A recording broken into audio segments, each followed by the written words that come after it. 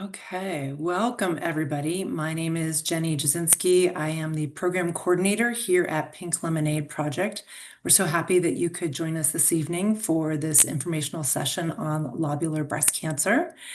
And I'll be introducing our first speaker next. We have two speakers this evening, Dr. Sasha Stanton, as well as Lori Hutchinson, and I will introduce Dr. Stanton now.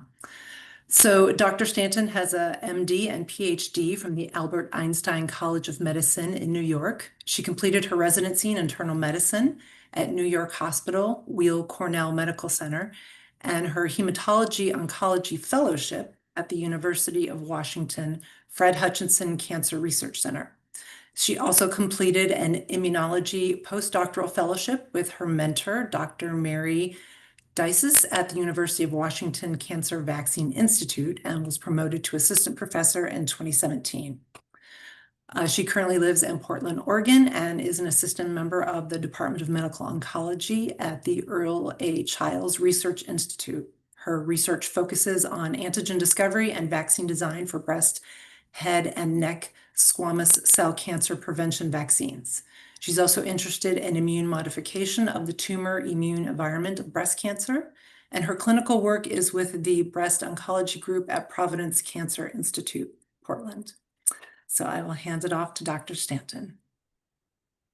And thank you guys so much for coming today and doing this. Sorry, I'm getting a lot of screen notifications. Here we go.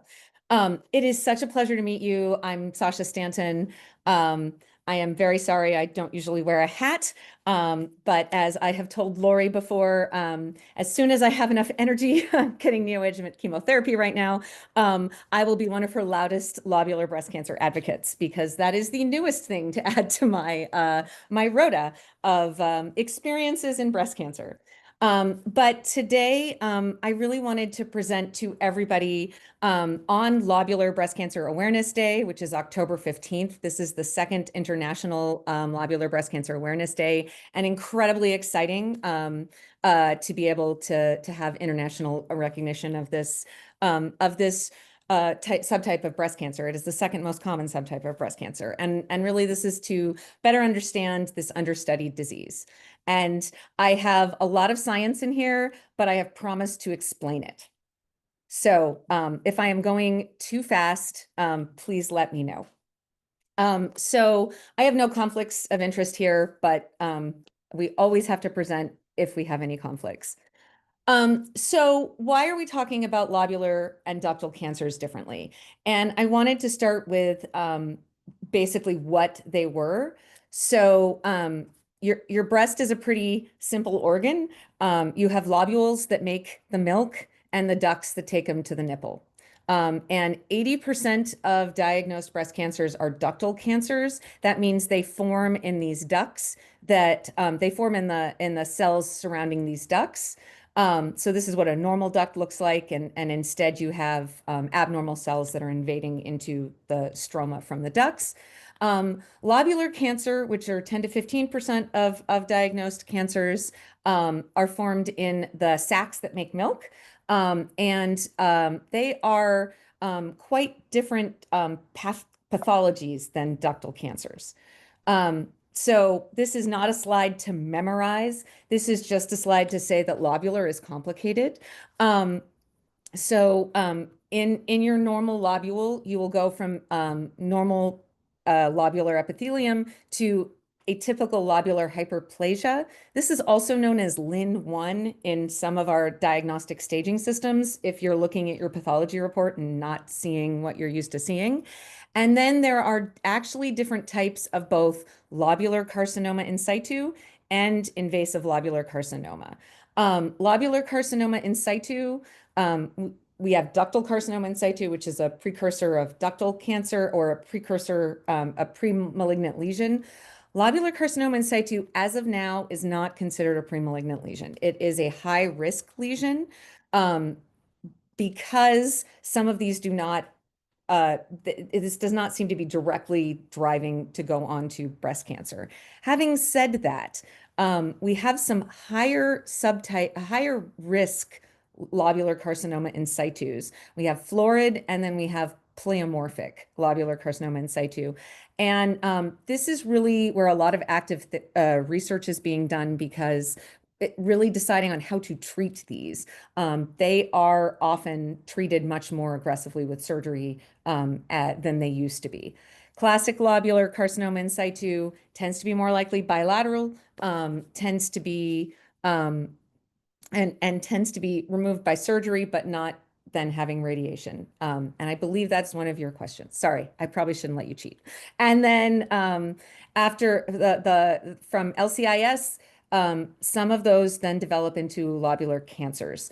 LCIS can also develop into ductal cancers, which is where this gets a little confusing. You have your classic lobular. These tend to be hormone receptor positive. There is then pleomorphic lobular. This is a much more aggressive lobular cancer. These are the lobular cancers that tend to be HER2 positive and triple negative. Again, a much more aggressive subtype that we tend to be very anxious about. And so when you're looking at the LIN system, in case you're not seeing pleomorphic or classical lobular on your path report, pleomorphic and follicular lobular carcinoma in situ are LIN3, and classic lobular is LIN2. So just helping you understand your pathology report. But why are we bringing up lobular carcinoma, separating it from ductal? And the big reason is that this cancer is typically diagnosed at later ages, but that is actually changing. There's been a movement to finding it in much earlier patients. The tumors tend to be larger at diagnosis and tend to have more lymph node involvement at diagnosis than ductal cancers. And part of the reason for this is that breast imaging, as we currently do, mammography, is not as sensitive for lobular tumors as it is for ductal tumors. Mammography is important to see differences in density and calcifications, and lobular cancers have a very different morphology, very different pathology from ductal cancers. They're missing something called E-cadherin, which is the gene that is important for keeping cells touched together. And so where ductal cancers form masses, lobular cancers intercalcate through the breast parenchyma. And so they are single cell and not necessarily connected to each other. And so it is a very infiltrative cancer. And because of that, it doesn't give you that density change that shows up in mammography. We'll talk a little bit about what research is being done to look at some different things to image for lobular. For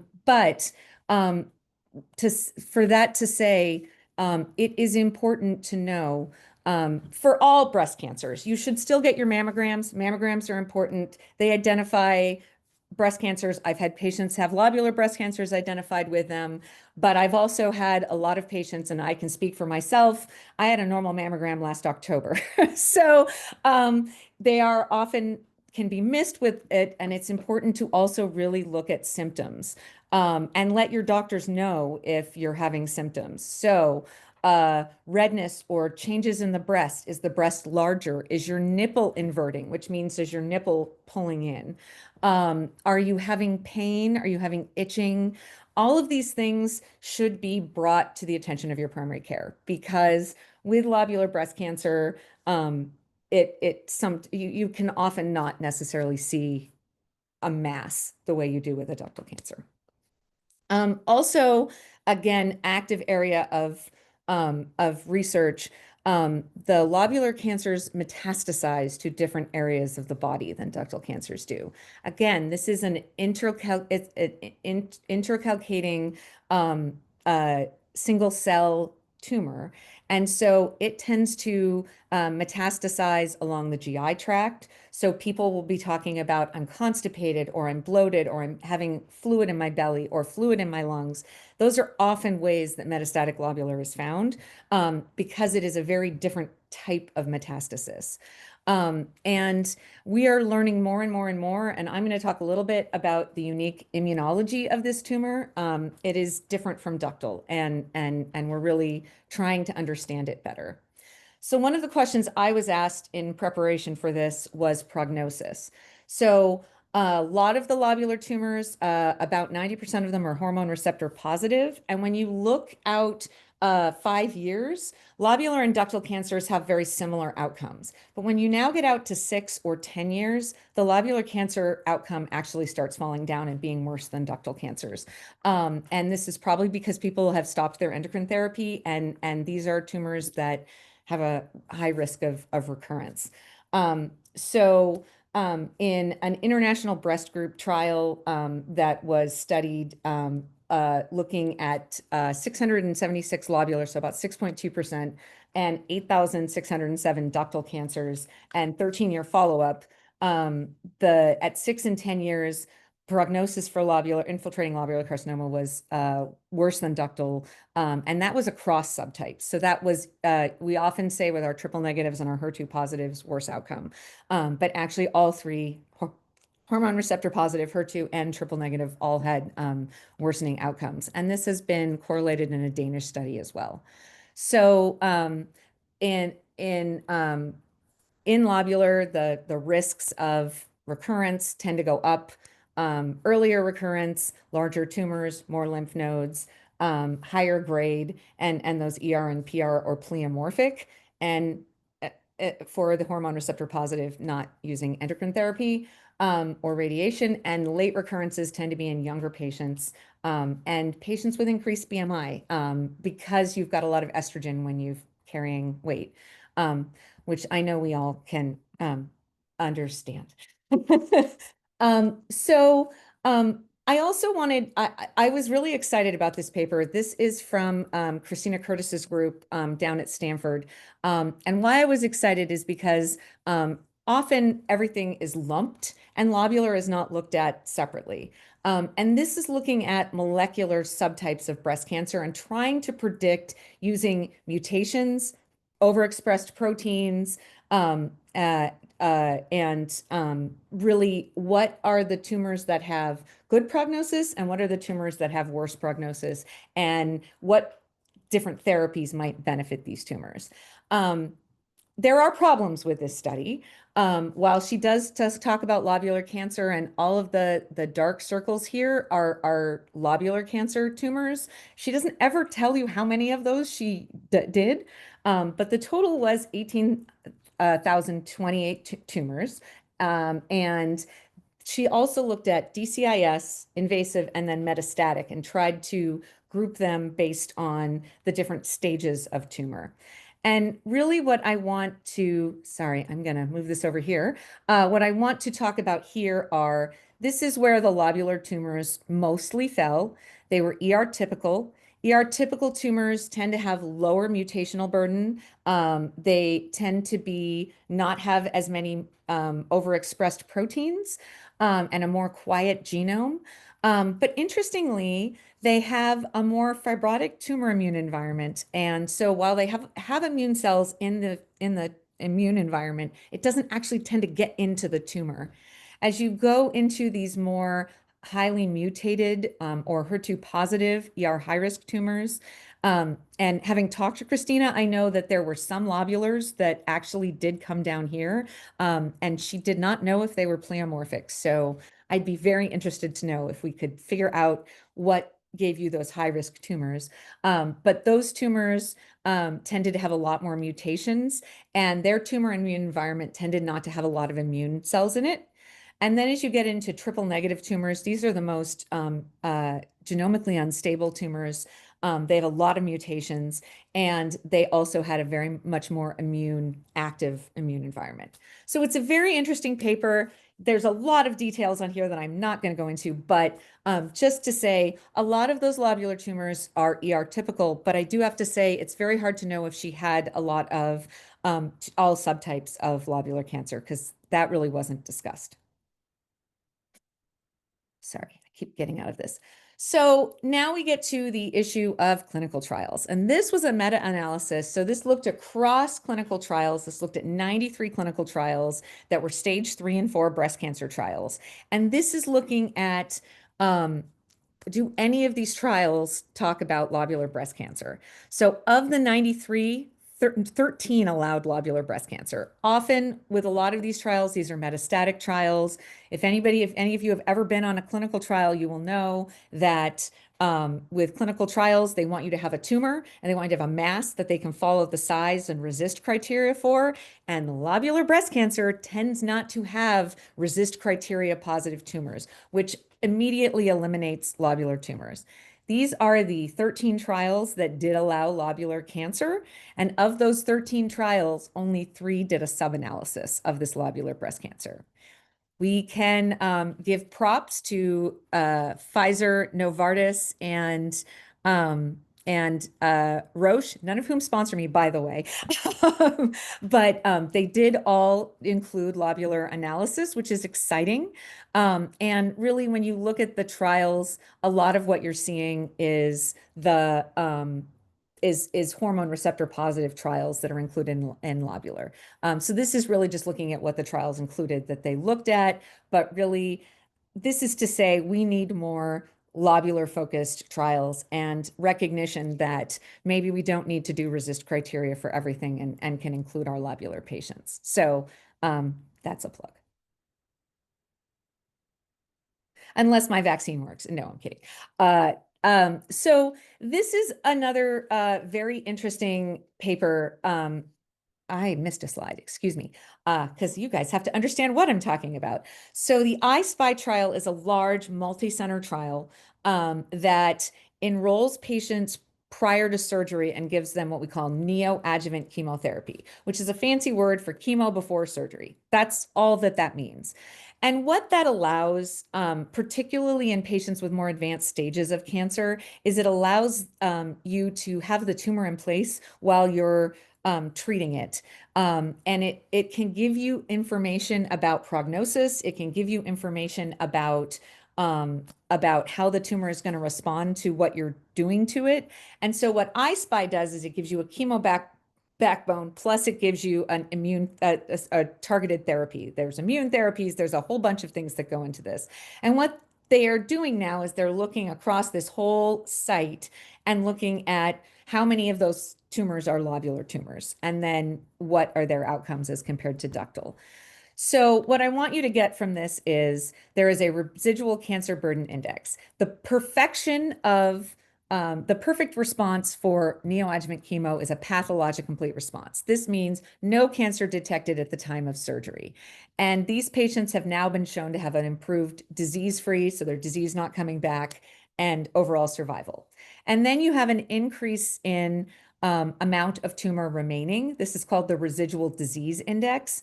Patients with RCB3 tend to have worse outcome overall, that they didn't respond to whatever their therapy was. RCB1 and 2 are sort of in the middle. And so this is a pooled cohort study across 12 institutions, 5,000 patients, 216 of which were lobular, and 4,000, almost 5,000 were not. And so with this, what we're seeing, just to explain to you, unfortunately, lobular breast cancer tends not to respond to what we currently do with standard chemotherapy. Now, when I say not respond, it doesn't mean you don't get some response. But this is looking at hormone receptor positive lobular breast cancer, and only about 2.5% of patients, and this is what we see across multiple studies, got a pathologic complete response. You did get quite a few that got RCB2, 1 and 2, which is they got some response. They just didn't get 100% response. And unfortunately, there were about 31% that didn't have a fantastic response to the tumor. This is compared to ductal cancers, where you have a better response, about 11.8% pathologic complete response. And as always, with our triple negatives and our HER2 positive tumors, even in the lobulars, we see better response PCR, so no evidence of disease remaining. And this is really, because this hasn't been shown a lot in lobular breast cancer, this is what you'd see with the ductal cancers and what we would expect. You get the best response if you get a PCR, and it goes down from there. So this is event-free survival, so no return of no evidence of a breast recurrence. And this is then, sorry, it's moving without me. But then when we look at lobular, again, having a good response, getting that PCR, you get a nice outcome. But as you have less and less response, it goes down. So now what we have to ask is, what will get a lobular patient a better response? And really what we've been looking at now, and I am not a good example of this, but is looking at neoadjuvant endocrine therapy versus neoadjuvant chemotherapy and what that means. And so endocrine therapy is aromatase inhibitors. These can be with CDK4/6 inhibitors. And this is as compared to neoadjuvant chemotherapy, which tends to be about 20 weeks of pretty high dose chemotherapy. So in a clinical study of lobular patients and comparing neoadjuvant endocrine to neoadjuvant chemotherapy, so 855 just received endocrine therapy before surgery, and 5,000, over 5,000 had chemo. They actually saw that chemo gave you lower rates of mastectomy, and a slightly higher PCR rate, but really nothing to write home about. They again got about a 2.5% PCR rate. When you looked out longer term, you actually did not see any worse outcomes with endocrine or chemotherapy. Now, this is a very small trial, 5,000 patients, although for lobular, it's actually kind of good. But hopefully we'll get more and more of that. Now, this is sort of why to do neoadjuvant chemotherapy. Because remember, I said when you present with lobular tumors, you tend to present with larger tumors and more advanced stage, more lymph node positive. So this is now looking at lobular tumors and their response to in the axilla. Now, again, this is I-SPY, so all of these patients have to have a pretty aggressive tumor. They have to have a MammaPrint high 1 or 2 score. What I liked from this was when you had these lymph node positive patients, which were 53% of these lobular patients, and you treated them with these therapies, 40% of them actually had response in their lymph nodes. And that is huge too, because if you can clear your lymph nodes while you may still have tumor in your breast, you can you're not having tumor that's spread outside of the breast at the time of surgery. As we see with lobular patients, we do see patients, about 22%, that did not realize they had lymph node positivity at the time of imaging, and then at surgery they were found to be positive. This is an unfortunate case, and much higher ductal was only 14.2%. So again, we need to work on imaging for this disease.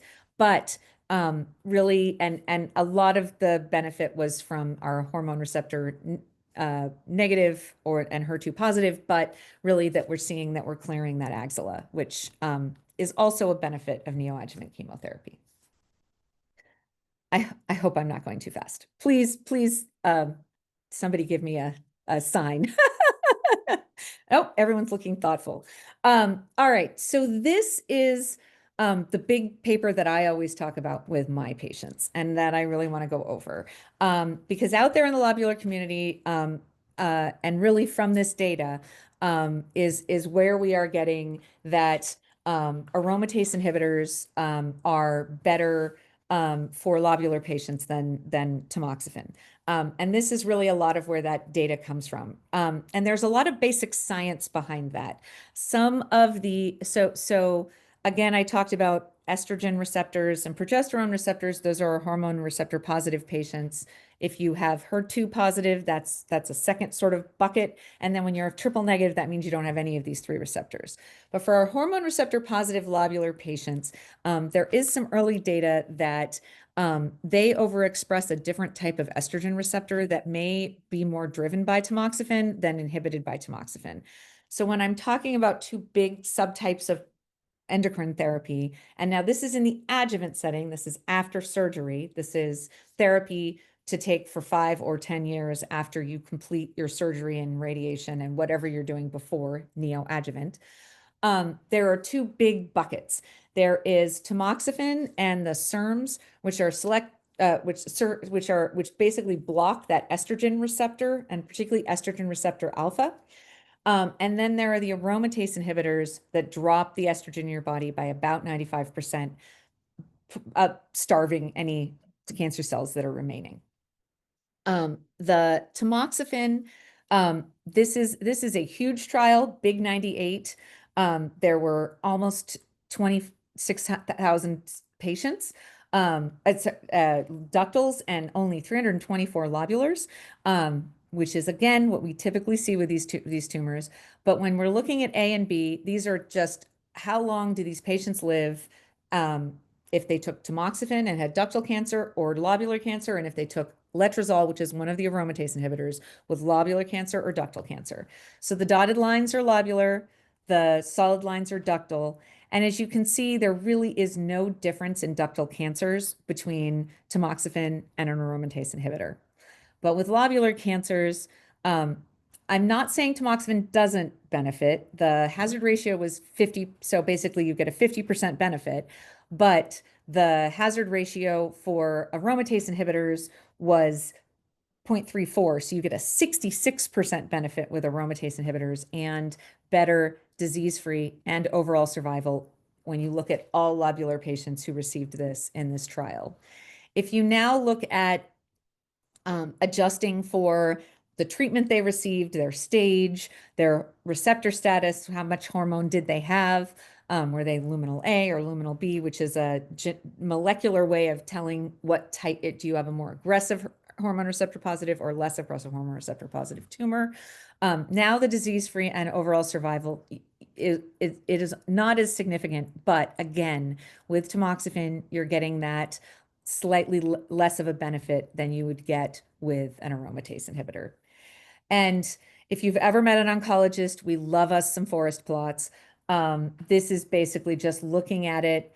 If it favors tamoxifen, it'll be over in this area and the box, and then these are the error bars. Ductal kind of crosses the border, but as you get into lobular here, you really see that aromatase inhibitors benefit. Aromatase inhibitors overall do show benefit. We think that basically torturing ourselves and taking away every estrogen molecule we possibly can actually does starve tumor cells, but it really was more apparent in lobular. So that is where that data comes from when your oncologist tells you about this. And if you're my patient, you've probably gotten the paper. Now, if now we talked about imaging and mammography, and I know because I hear you guys, and I've lived it too, mammograms do miss things, and they tend to miss lobular. So when we look at graphs like this is the size predicted by mammography, and at the bottom here, it's what actually ends up with pathology. So that's when you see it, you want these dots to be nicely along this line. And as you can see with mammography, they are not. So there was first a study that looked at MRI versus mammogram in lobular patients. Very small study, 56 patients. But while they found that mammogram underestimated lobular in about 43% of patients, 24 of 56 patients, MRI, it was about 18%, so 10 of 56. And so now we have contrast enhanced mammography. The issue with contrast enhanced mammography, so what that is, so what an MRI is an MRI gives you contrast. It gives you a gadolinium-based contrast, which I realize is, it's adding chemicals to your body.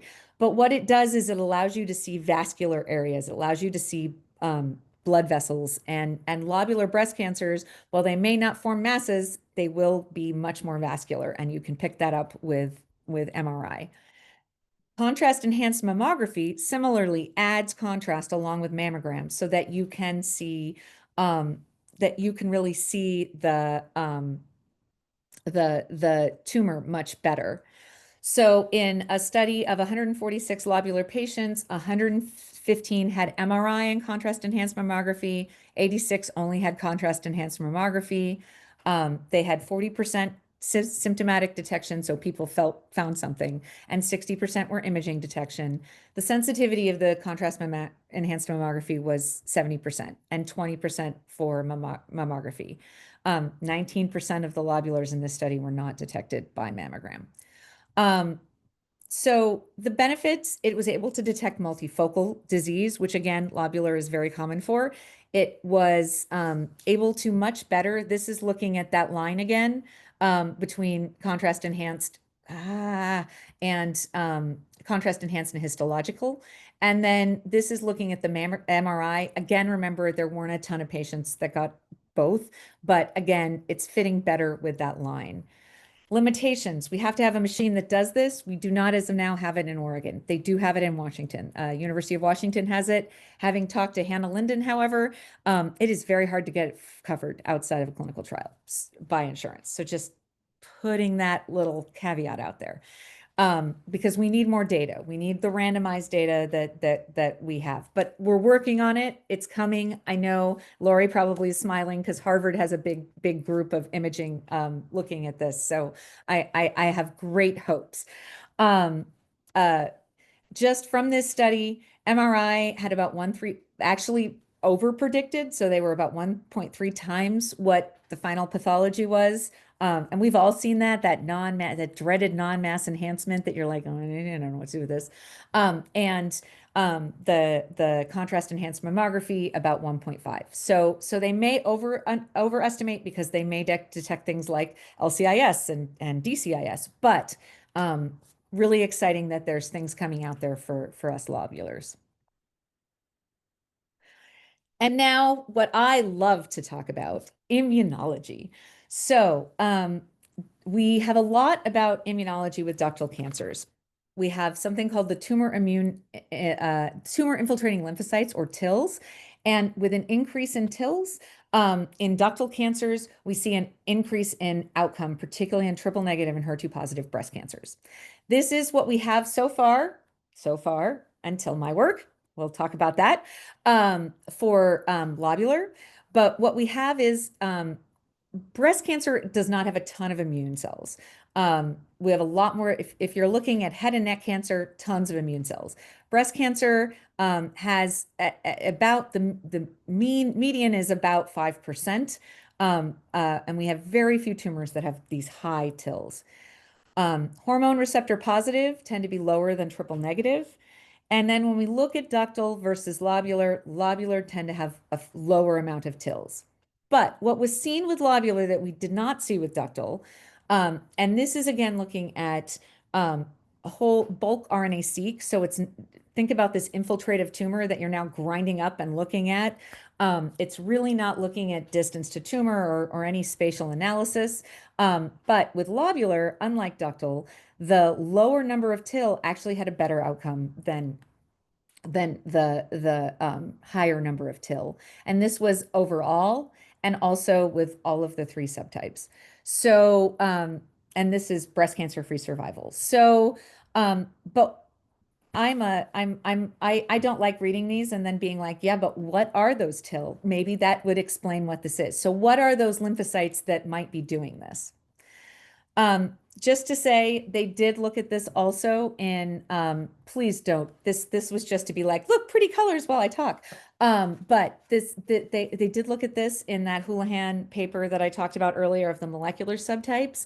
And they actually found that lobular had fibrotic immune enhanced.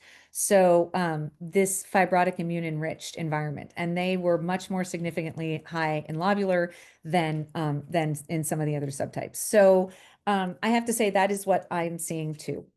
But what I wanted to know was, what were these TIL? What were these tumor infiltrating lymphocytes that we were seeing? And could we then figure out ways to modify them or vaccinate to change that immune environment? And if anyone does the project lead, I with I with my colleague from the NCI teach the immune section. So you can get all into the weeds and details about that. And I talk fast there too, so I very much apologize. This is looking at LCIS. So what I wanted to do was look at normal breast lobules, LCIS, and invasive lobular cancer. I wanted to look across all of the breast cancer subtypes because I am very lucky. Providence sees about a third of the breast cancer patients in Portland, in Oregon, and we have a very deep repository and actually have numbers of lobular cancers that we can do this with. And so this is funding from the Cooney Foundation. But what I wanted to see was I wanted to see in these tumors, where were the immune cells? Where were they located? And what immune cells were they? And this is using multispectral imaging. So a 21 antibody panel looking at protein, which looks at 21 immune types plus ER/PR HER2 and proliferative markers and really to dig into lobular and get distance from these tumors. So this is LCIS. CK is as a tumor marker. It's marking the tumor. I turned it off so you could kind of see it better. But what I want to take home here, we have two flavors of T cells. We have helper T cells, which are CD4 T cells, and cytotoxic T cells that are CD8 T cells. The CD8 T cells are in yellow. The CD4 T cells are in orange.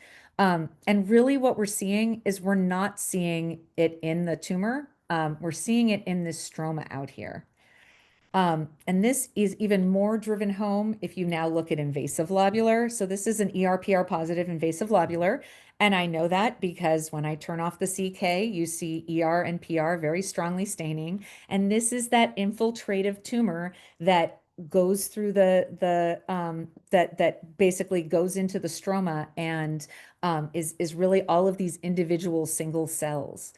But what is interesting is very similar to what we see in ductal cancers. In lobular cancers, we see all of our immune cells along the outside of the tumor. We don't see it infiltrating into this tumor.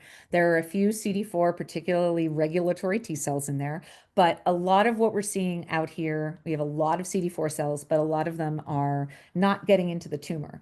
And so what I want to figure out now is figure out, okay, what are these cells? What types of immune cells are they? And can I figure out ways to change them so that we could really get immune therapies into this subtype of breast cancer? I can go into the weeds forever, but I wanted to show you all pretty pictures because my research scientist, Jess, has worked very hard on this. But this is now looking at a control lobule.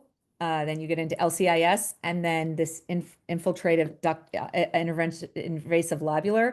This is specifically looking at FOXP3 T cells. So these are the T cells that you really need when you, for example, cut your finger because you don't want your immune system to eat your finger when it has to heal a wound.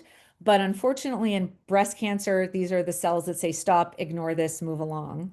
And maybe why a lot of those tumor infiltrating lymphocytes that we were seeing in the bulk seq were not beneficial for lobular patients because they're these regulatory T cells. But we do have ways to modify that immune environment and try to get these regulatory T cells out. And these are FOXP3 CD4 positive T cells.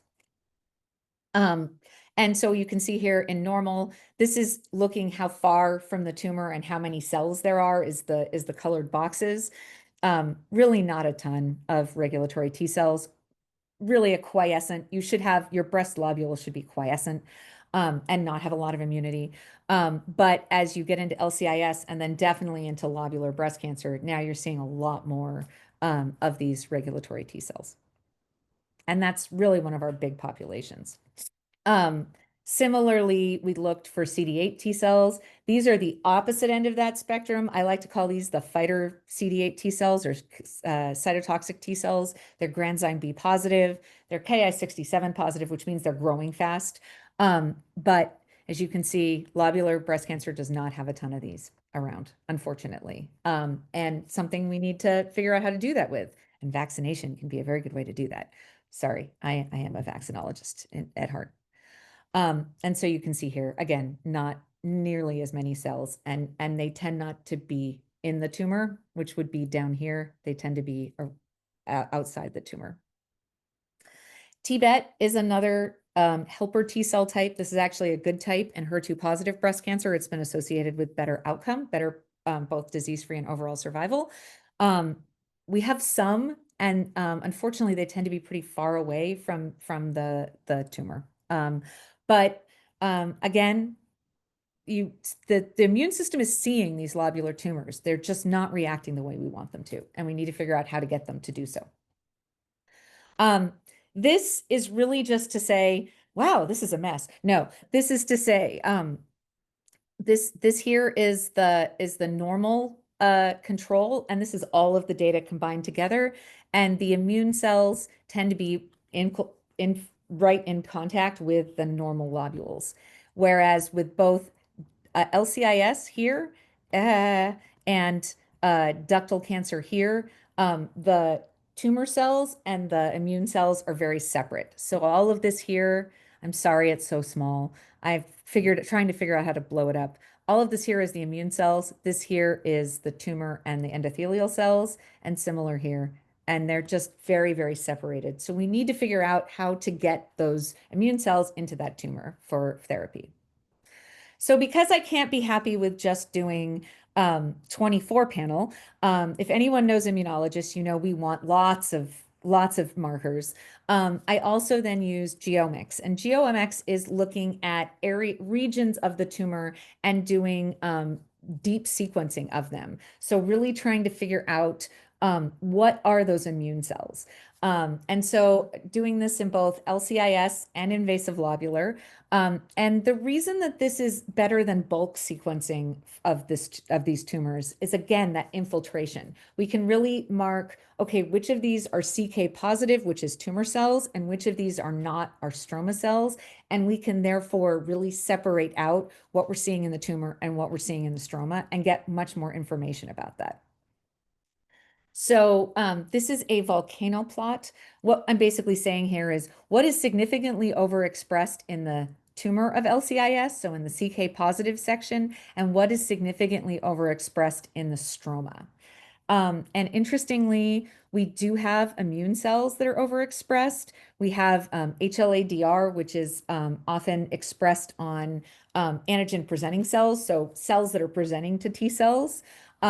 We have a lot of markers of cancer-associated fibroblasts, and that's another thing I'm getting very interested in. And in the tumor, we have a lot of keratins. We have HER2, which is really interesting because we don't really know HER2 expression in LCIS, although I will be looking with my panel. And so we really can separate out what we're seeing in the tumor and what we're seeing in the stroma. And then here it is in lobular breast cancer. And these are, again, combining the 5 that we've done so far. And we have 20 lobulars, breast cancers, 5 triple negative, 5 hormone receptor positive, 5 HER2 positive, and 10 that are ER positive, HER2 negative.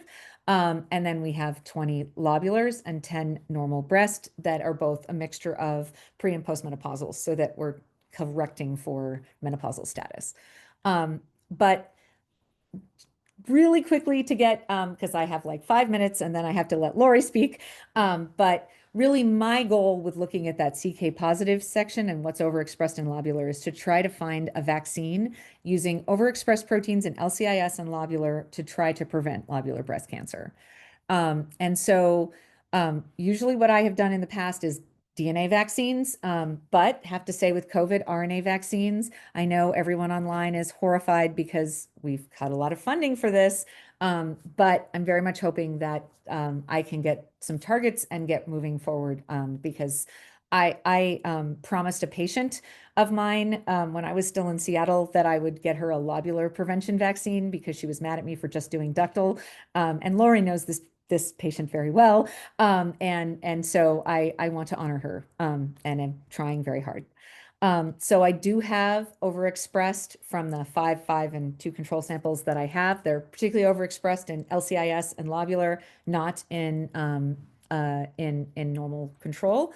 And was happy to see I got ESR1, which is estrogen. I got MYC and P53, which are also very well known in lobular breast cancer. And so it's very promising, but I gotta get more data with this. If you're all spinning, I really just want to thank you all for coming tonight. I am here for questions. I'm going to introduce Lori first because she's on a different time zone and probably exhausted right now. But I really want to thank my lab, Jason Schlombaum is my tech, and Jess Linick, who did all this imaging. The Earl Childs, Brian Bell is our medical director. Carlo Balfuco got me all of these samples, and the patients who generously gave their samples for their work. And then I would really like to, I'm so honored to introduce Lori Hutchinson, who is the executive director for the LBCA. And I asked her if I could just gush, and she told me I should also read her bio. So she actually this is her second career. She has her master's in health policy and management from the TH School of Public Health, and was an executive deputy assistant secretary of Health and Human Services in Massachusetts. And then also vice president of Riverside Community Care, which is a community-based health organization. She then joined the LBCA as a volunteer after her own diagnosis of lobular breast cancer. And I have told her that once I get my energy back, she's going to have a very loud advocate over here. And she decided not to retire and is definitely not retiring. She has taken the LCBA to leaps and bounds. They now fund a bunch of trials, which are super, super exciting. She also is a tireless advocate for the Dana-Farber ILC program, as well as the Breast Advocate Program, the ACS National Breast Cancer Roundtable, the Metastatic Breast Cancer Alliance, Komen Advocates in Science. Phew! And she's a member of the board of the MBCC. So whenever she sleeps, I do not know. She graduated from Project Lead. I had the privilege of teaching her, and she is continuing to bring lobular breast cancer to focus. And so I am so proud and happy to present to Lori. Thank you so much, Sasha. It's really great to be here. And I guess I want to lead with advocacy really works. And I'll talk a little bit about our trajectory, which has really been amazing. And it was my great fortune to meet Sasha in Project Lead, and she's been advocating for us even before recently. You've already been a great advocate for us. But in any case, I'm executive director of the Lobular Breast Cancer Alliance. I'm a 7-year now survivor of early stage lobular breast cancer, and hope that I'm going to be one of the better statistics for lobular. And I'm really so happy to be here today. This is the end of my day of the second annual October 15th Global Lobular Breast Cancer Awareness Day. Since we launched this movement to claim the day to raise awareness of lobular breast cancer and the need for more research last year. And I'm so proud of how LBCA has evolved since its formation, starting with frustrated lobular patients who were scared that this very peculiar cancer that was missed, we're all told it's been growing for years, but you're just going to be treated like ductal because we don't know any better. Determined to change that. Led by my advocate mentor, Lee Pate, to raise awareness of lobular breast cancer. And in 2017, she and they, a small group of patients, launched a website with an ILC fact sheet and a graphic of signs and symptoms of lobular breast cancer. And in 2018, while I was in my treatment, I found, by Googling, because I was told, oh, don't go to the internet, sweetie, we don't have anything to tell you about lobular. But I found LBCA and quickly joined because it was the only game in town, and kind of still is. And over the summer of 2019, the group of us who are the executive leaders, patients, realized in order to really make louder noise, we needed to create an organization. And because Lee had a secondary cancer, unfortunately, she had asked me to take over, which I did in 2020 in the midst of the shutdown.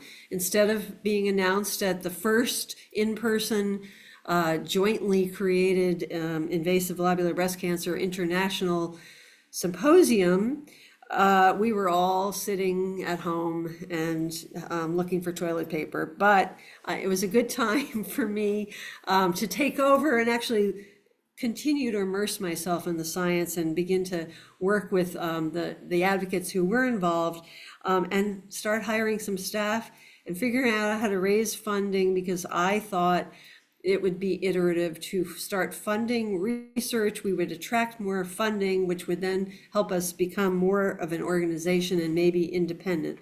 Next slide, please. And in 2025, we are a small but mighty, independent, fully remote national organization. We have a 21-member invasive lobular breast cancer expert scientific international advisory board. We have a 15-person patient advocate advisory board and a wonderful small but growing board of directors. And we have really become, and I can state that we are the #1 source of information on invasive lobular carcinoma for patients, I think, in the world, with our comprehensive information on our website. We have expanded with so many additional new resources for patients. Our scientific advisory board really vets everything that we produce in terms of accuracy. We are very scientifically based in what we put out there. And we always ensure the patient voice is part of what we create, and so that our materials are also accessible by people who are not scientists. And we have so many lobular breast cancer narratives. We have videos. We have a monthly newsletter now, which is chock full of the newest research. We add to our lobular breast cancer publication library. We have a very small, but fortunately growing very slowly, list of open clinical trials focused on lobular breast cancer. And until last year, there had not been a clinical trial for metastatic lobular breast cancer patients in the US, which is kind of crazy to think about. So our list is small but growing. And again, it's because of advocacy, it's because of growing interest in research. Nearly everything that we've produced now in terms of resources for patients is translated into at least 15 languages. And since 2020, when we issued the first invasive lobular carcinoma grant solicitation ever issued in the world, thanks to a partnership for the administrative platform of AACR and then ASCO, since then we funded 12. And this year we're going to do, I think, 3 or 4 more. We're right now raising funds through the end of October to add another lobular breast cancer research grant solicitation. Today, AACR made a soft announcement of a jointly funded BCRF and LBCA ILC grant solicitation. It will open next week, I believe. Last year, or over this past year, we were able to get Komen to agree to jointly fund the first metastatic lobular breast cancer grant solicitation. And so we're going strong. We have more coming. And next slide, please. And then last year we launched this movement. We decided we were going to claim the day. Can you back up the slide? Back to the last slide when you have a chance. Thank you. Anyway, we launched our movement for Global Lobular Breast Cancer Awareness Day. We worked over the spring of 2024 with over 60 clinicians, scientists, and patients around the world to develop a declaration letter It was really an expanded version of our very first ILC fact sheet. And it had references, it had a description of lobular breast cancer and all of its bad idiosyncrasies and why it needs more research. And we added to that a claim of the day, October 15th, for the 15% of breast cancer diagnoses that are lobular. We get to the 15% through 10% of diagnoses of breast cancer are lobular, purely lobular, and then an additional 5% are mixed lobular and NST, or no specific type. And Sasha was one of the drafters of that declaration letter. And that was back in the spring, and then we began to just reach out and say, okay, we're going to plan events around the world on October 15th, and we are going to ask governors to recognize the day and give us proclamations, and we're going to urge our hospitals that we're working with, where all of our scientific advisory board members are located, to hold events and maybe consider opening a lobular program of some sort. And last year we wound up receiving 6 governor's proclamations of the day. And we decided to do even more this year. Last year we had webinars and events and information sharing and actions, mostly patient focused, so mostly presented in lay language. And this year we wanted to add webinars for clinicians. And we had a couple that are going to be offered, or were offered today, for CMEs as well. And today we were able to live stream events. We have a new platform for on-demand viewing, as well as all day long. There were live interviews. We had some pre-recorded interviews. We had some of the webinars that were offered for CMEs, or will be. Everything that we showed today has been recorded. We will share it. The videos and webinars that we produce for the clinicians, we have an arrangement with Memorial Sloan Kettering, their training portal for clinicians. So we will be getting those up there so they can be watched on demand for the next 3 years. And we already have a few up there. We have 2 for different radiologist types. We have 1 for nurse practitioners and physician assistants. And today we have 2 or 3 for clinicians that will be going up there. We were able it's taken 4 years, I think, to push for the American Cancer Society to do a report on lobular breast cancer. 2 years ago, last year, the SEER data through National Cancer Institute, and with the help of the American Cancer Society, we got them to publish their data on lobular breast cancer in their special invasive lobular breast cancer stat facts on the NCI website. And when that happened, I said to ACS, okay, it's up there now. Will you finally have a section explicitly about lobular in your report? Will you do a special report? And indeed, last week it was issued. And it was issued and shared with every news outlet. And there's been a lot of press response. Our contact information was given along with it for the advocacy perspective. And some of our graphics have been used. And I've been contacted by the press. We hope through this month we're going to get more and more. And we have last year encouraged 3 major cancer centers to open lobular breast cancer programs, and 3 more announced today. So we are creating competition among them, and that's creating more press because they're trying to be the first. And so all of these press releases are getting huge coverage, and it's so exciting. Before this call, I learned that the Cleveland Clinic's announcement of their lobular program is being covered by People magazine. I mean, it's blowing me away how effectively our pushing has been, and how much new research has been generated, and we've seeded it, but over the last 3 years in San Antonio at the Breast Cancer Symposium, we've seen the number of invasive lobular carcinoma research poster presentations grow from like 9 to this year, it's going to be over 57 presented. Last year, I was interviewing some of the scientists presenting their lobular posters who I'd never heard of, I never met, these young investigators, and they said, well, we can see we can make an impact. Nobody's researched this area. So they're just all jumping on board, and it's so exciting to see. Next year, we hope, we've gotten 20 proclamations from governors this year.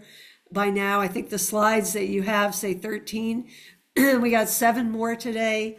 We had the city of Toronto, and we had the mayor of Fairbanks for that whole borough in Alaska. Next year, we hope to officially get the day, because really we can't stop until lobular has better methods of detection, better prognostic tools, specific treatments, and that we're no longer excluded from clinical trials. So come to our website if you want to find out how to join us and advocate with us. We have a huge growing local advocacy team group, and lots of people helping us with our national level outreach initiatives. And if you want to get involved or just find out more, our website's really cool, and you can see what went on today. So thank you so much for letting me be a part of this today. This slide is some information about our different links and where our stories and movies can be found. And thank you all who are on here, who've shared your reels and your stories. It really helped with the press, and it continues to help, because it's all about all of us. We got to tell this story so that the story is going to change. Okay, well, I want to say thank you again to both Dr. Stanton and Lori Hutchinson for all of their amazing information. I'm going to go ahead and turn off the recording now, and then we'll take our questions from the chat.